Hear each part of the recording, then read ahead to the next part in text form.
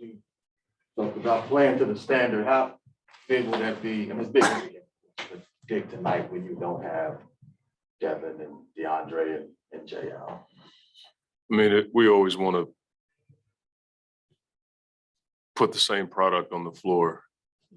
Same product is a bit weird, but we just want to play the same style. And with those guys being out, it's a great night to do it based on how we played the other day. So I've been anxious to just get back on the floor for a while since the end of the game the other night. So I think our guys want to do that, and I think we will tonight.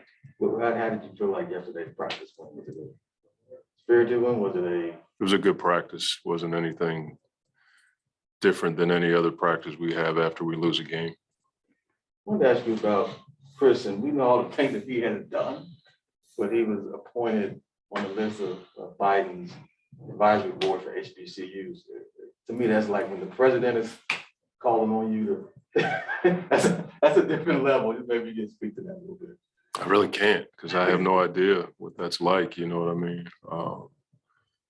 I grew up in PG County, 7 or 8 miles from the White House. That was a foreign world for me, you know. So being in this position and seeing somebody that I care about get appointed, you know, it's weird, you know, just to be straight. I mean, I grew up in a world where the White House and the people that lived there I couldn't relate to those people.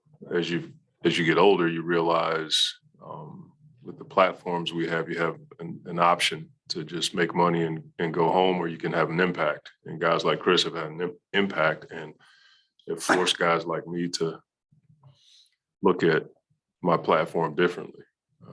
And I don't mind saying that Chris has pushed me to do some things that I probably wouldn't have done.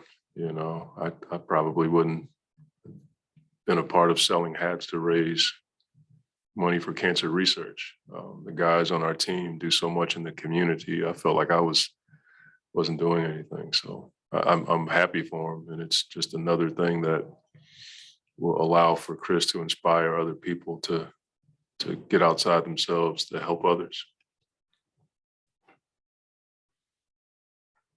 Anything else in the room? Is there anybody else? I didn't know. We'll take one from Kellen on Zoom. Hey, Monty, something you mentioned after the Memphis game was the scouting report being a little weird just because of how many guys were out for them, and that's kind of the same deal for OKC today. What do you want the guys to focus on when you're in a matchup like this, when there's less familiarity on the other side? Rebounding and playing to the standard that we talk about all of the time. Nothing out of the ordinary, but we have to be intentional about boxing out and rebounding. And we can't let anybody outplay us from a intensity standpoint. That was probably the most disappointing thing the other night.